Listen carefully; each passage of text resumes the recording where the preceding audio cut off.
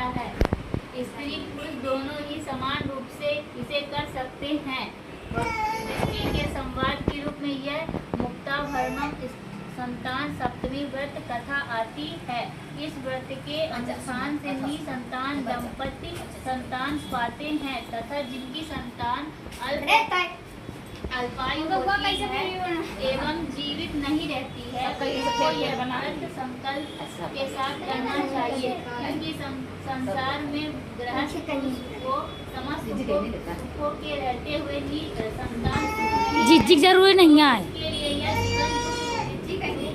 पंडित बाबू है। संतान होना न होना पूर्व जन्मों के कर्मों का फल है। तपस्या और दान से उत्पन्न होने वाले पुण्यों का प्रसाद ही संतान की प्राप्ति कराता है। अनेक परम तपस्वी महर्षियों ने अपने अनुष्ठान के द्वारा ऐसे सफल उपाय किए हैं। यह सब उपाय हमें अपने सहयोगी ग्रंथों में मिलते हैं। संतान सप्तमी का यह व्रत भी धार्मिक आस्तिक श्रद्धालुजनों के लिए एक सरल उपाय बताता है। स्वाहा आदि इच्छानुसार संखलिका लेनी सोमवार से हम नहीं जाइए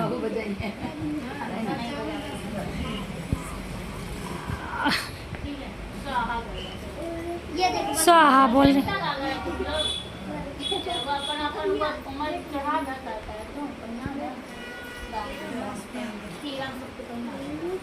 पहना है ठखीरा माऊ अपन पहिरा दे ये देखो जी चल बाप ले आ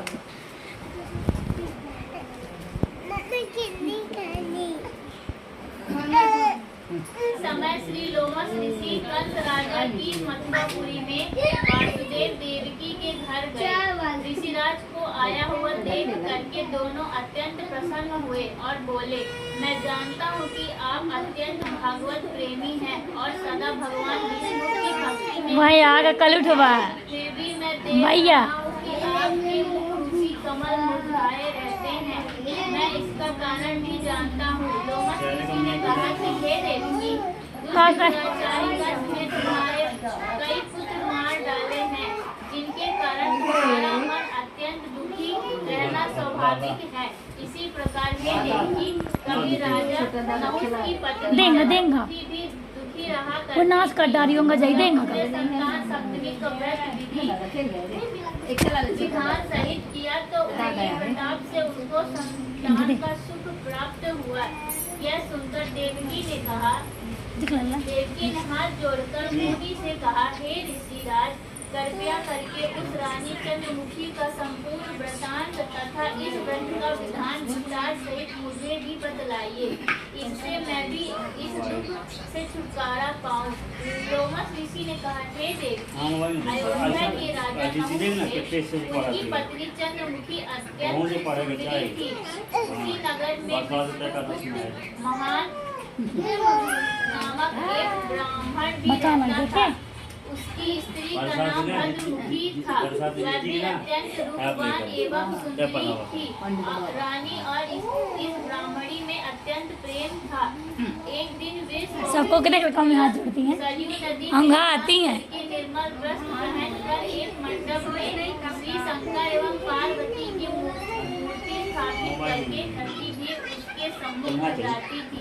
भूषणा देवी के अत्यंत सुंदर सर्वगुण संपन्न चंद्रमा के समान हाँ नहीं रो भाई यह सब शिव जी के व्रत का ही फल था। दूसरी ओर रानी के गर्भ से कोई पुत्र नहीं हुआ और वह निसंतान होने से दुखी रहा करती थी। रानी और ब्राह्मणी में जो प्रति पहले जन्म में थी वह अब भी बनी हुई थी। रानी से तब मिलती रहती थी। जब रानी वृद्धावस्था को प्राप्त होने लगी तब जाकर उसके एक गूंगा बहरा तथा बुद्धिहीन अल्पायु वाला पुत्र हुआ और 9 वर्ष की आयु में इस क्षणभंगुर संसार को छोड़कर चला गया। अब तो रानी पुत्र शोक में अत्यंत दुखी और व्याकुल रहने लगी। दैव योग से एक दिन भूषणा देवी ब्रह्मचारी रानी के यहाँ अपने सब पुत्रों को लेकर धरती भी उसके सम्मुख जाती थी। भूषणा देवी के अत्यंत ये तो सुंदर परिणाम इसके बाद है। सर्वगुण संपन्न चंद्रमा के समान धर्म की जगदल्ला कितना अच्छा है, रोवे नहीं है। हाँ नहीं रोब है। उत्पन्न हुए। अच्छा चीज है। यह सब शिव जी के व्रत का ही तो दोस्ती कर ले। था। दूसरी ओर एक श्री लापर मार ले। रानी के गर्भ से कोई पुत्र नहीं मार ले हुआ दूल्हा। और वह निसंतान होने से दुखी रहा करती थी। रानी और ब्रह्मणी में जो प्रति पहले जन्म में थी वह अपनी बनी हुई थी। दूसरा देवी रानी से जब तब मिलती रहती थी। जब रानी वृद्धावस्था को प्राप्त होने लगी तब जाकर उसके एक गूंगा बहरा तथा बुद्धिहीन अल्पायु वाला पुत्र हुआ और 9 वर्ष की आयु में इस क्षणभंगुर संसार को छोड़कर चला गया। अब तो रानी पुत्र शोक में अत्यंत दुखी और व्याकुल रहने लगी। दैव योग से एक दिन दूसरा देवी ब्रह्मणी रानी के यहाँ अपने सब पुत्रों को लेकर जा पहुंची। तो मम्मी पाउडर नहीं लगाई? कहा सुनकर उन्हें बहुत मम्मी पाउडर नहीं लगाई? इसमें गलती का क्या वश? और पार्वती भी लगे और स्वयं ब्रह्मा भी पाउडर नहीं लगाए? पाउडर नहीं लगाए? रानी कर्मचुप भी थी। इसी कारण जल्दी जल्दी बात आई। रानी उस ब्रह्मांडी के ऐसे वैभव और आठ पुत्रों को देखकर मन में ईर्ष्या कर उठी तथा उसके मन में पाप उत्पन्न हो गया। ब्रह्मांडी ने रानी का संताप दूर करने के निमित्त अपने 8 पुत्र रानी के पास छोड़ दिए और अपने घर चली आई। रानी ने पाप के वशीभूत होकर उन ब्राह्मण पुत्रों की हत्या करने के विचार से लड्डू में विष मिलाकर उनको भोजन करा दिया। सबने प्रसन्न हो भोजन पा लिया, परंतु भगवान शंकर की कृपा से एक बालक की भी मृत्यु नहीं हुई। यह देखकर तो रानी अत्यंत आश्चर्यचकित हो गई और इस रहस्य का पता लगाने का विचार किया। भगवान की पूजा सेवा से व्रत होकर एक दिन जब भूषणा देवी आई तो रानी ने उससे कहा कि मैंने तेरे पुत्रों को मारने के लिए विष मिलाकर लड्डू खिला दिए, किंतु इनमें से एक भी मरा नहीं। तूने ऐसा कौन सा दान व्रत किया है जिसके कारण तेरे ये पुत्र नहीं मरे और तू नित्य सुख भोग रही है? तू बड़ी सौभाग्यवती है। इस सबका भेद तू निष्कपट होकर मुझे समझा। मैं तेरी बड़ी ऋणी रहूंगी। रानी के ऐसे दीन वचन सुनकर भूषणा ब्रह्माणी कहने लगी, हे रानी सुनो, तुमसे 3 जन्म का हाल कहती हूँ, सो ध्यान पूर्वक सुनना। पहले जन्म में तुम राजा नहुष की पत्नी थी और तुम्हारा नाम चंद्रमुखी था। मेरा नाम भद्रमुखी था और ब्रह्माणी थी। तुम अयोध्या में रहते थे और तेरी बड़ी प्रीति थी।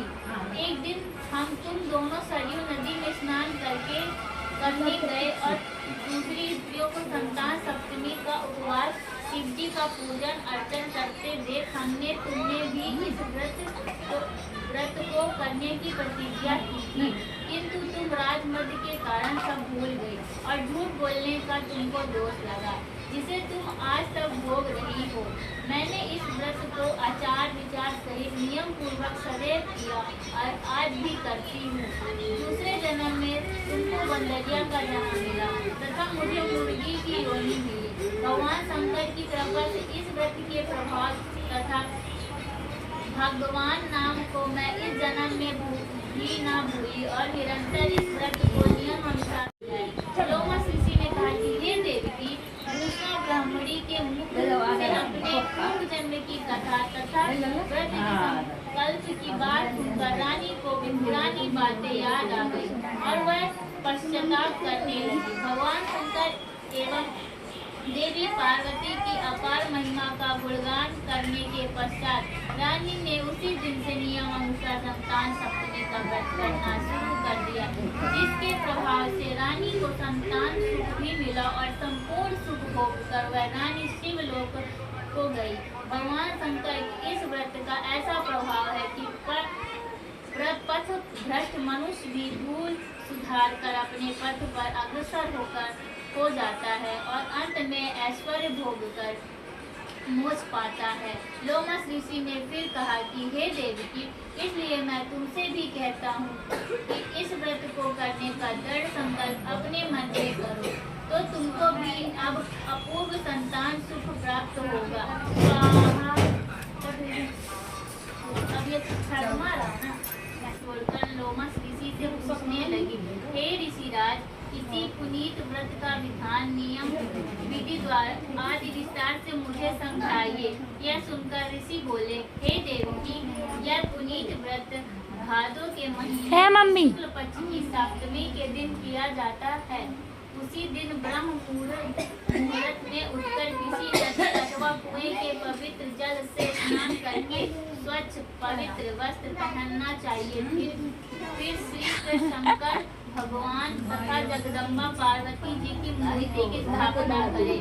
इन प्रतिमाओं के काय मांगते रहे मम्मी से, काय मांगा था बनावे। इसी इनते नहीं ला अंदर लगानी चाहिए। इस गंडे की धूप दीप अष्टदल से पूजा करके अपने हाथों में बांधे और भगवान शंकर से अपनी कामना सफल होने की शुद्ध भाव प्रार्थना करे। तदनंतर 7 कुआं बनाकर खुद सुबह दे पूजा करे के बाद और 7 की कुआं एवं यथाशक्ति सोने और चांदी की एक अंगूठी बनाकर इन सबको एक तांबे के पात्र में रखकर और बाद में विधि से किसी सदाचारी बाद में है करे। बच्चा हो तो है। हुआ कि स्वयं प्रसाद के रूप में ग्रहण करे। इस प्रकार व्रत का पारायण करना चाहिए। की संतान सप्तमी का व्रत संपूर्ण विधान विस्तार से वर्णन कर दिया है। उसको अब तुम नियम पूर्वक करो, इससे तुमको उत्तम पूर्ण आयु संतान प्राप्ति होगी। इतनी कथा कहकर कंद श्री कृष्ण ने धर्मावतार दृष्टि से कहा कि श्री लोमस ऋषि इसी प्रकार हमारी माता को शिक्षा देकर चले गए। ऋषि के कथन अनुसार हमारी माता देवकी ने इस व्रत को नियम अनुसार किया, जिसके प्रभाव से हम उत्पन्न हुए।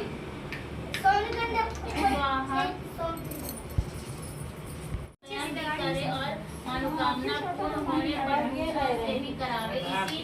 इस व्रत के पुस्तक की और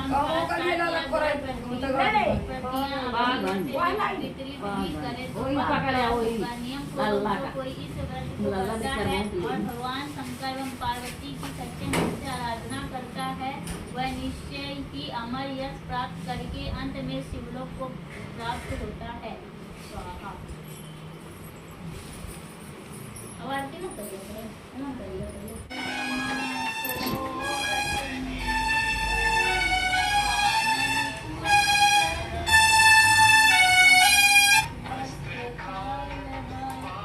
नहीं आए बक्से के ऊपर देख, ये पकड़ा चाची, देख के ऐसे ऐसे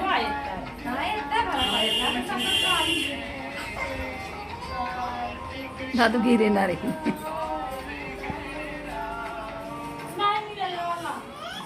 या फट को कहीं निहाल ले कर तब न वीडियो बानी। अरे यहाँ कहीं निहारा हाँ ऐसे देखा अब निहारा तब बड़े मस्त है ऐसे। निहारती नहीं फोटो का जब निहार है तब ना अपने कुछ ध्यान में कुछ यहाँ है डाला का अब अपलोड कर ये का हो गया ये का हो गया मम्मी के मोहे में नहीं हाँ काट हाँ ये तो लॉन्ग वीडियो ब्लॉक डाली तो ब्लॉक मतलब बोल के अपन पहले तो ये डांस वाले में नीलकंठ तब नाम कहाई पूजन रामचंद्र जब कीना जीत के लंक विभीषण दीना सहस कमल में हो रहे धारी की परीक्षा एक कमल प्रभु रखे जोई कमल नयन पूज सोई कठिन भक्ति देखी प्रभु शंकर भय प्रसन्न हुए इच्छुक आसमान का हम उसे नहीं देखा है बराबर हाँ ऐसे अंजलि की देखा किनारे लाज लगा है तो होती है ना हाँ हो का खजवाला है तुमको दोनों हाथ पकड़ करिए हाथ नहीं धरा जाए हाँ दो हाथे पकड़ा दो हाथे था गावत हूँ पचारती जय गणेश नहीं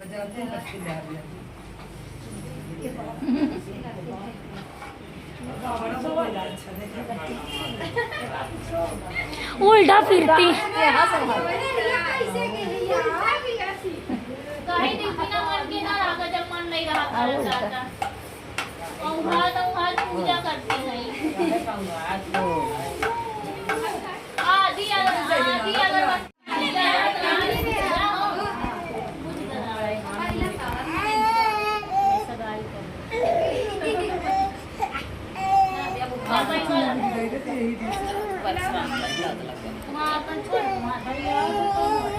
वो तो फैला लज्जू चल है वो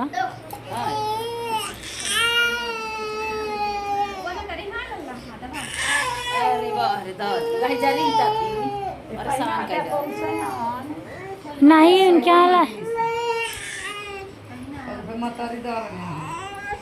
ओके छोड़ते ना अरे देखिए बटन का यश शुभ भैरव जन दौलत है बड़ी के दासी कोयल शब्द सुनावत सुंदर भंवर करत है गुणवासी कल्प द्रुम अरु परिजात तरु लाग रहे हैं लझासी कामधेनु कोटि जन दौलत करत फिरत है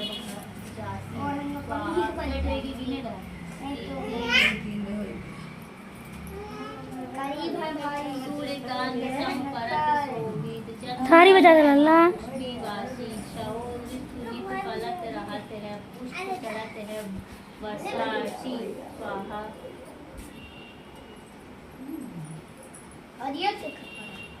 देव मुनि जन की भीड़ करत है निडर रहे जो नित गासी ब्रह्मा विष्णु ध्यान करत है कुछ दिन हमको परमासी स्वाहा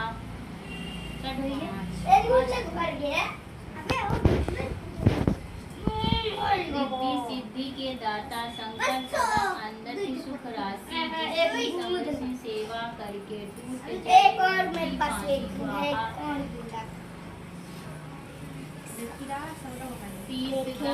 भगवान पार्वती सदा विराजत कैलाशी स्वाहा पूरा कर दिया भाभिन के होई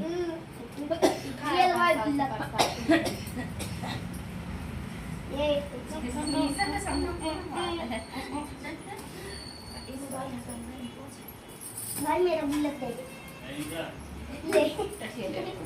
चरा से गोड़ लई पारा कि हाथ से लई पई आऊ नहीं खरुचा लई पारा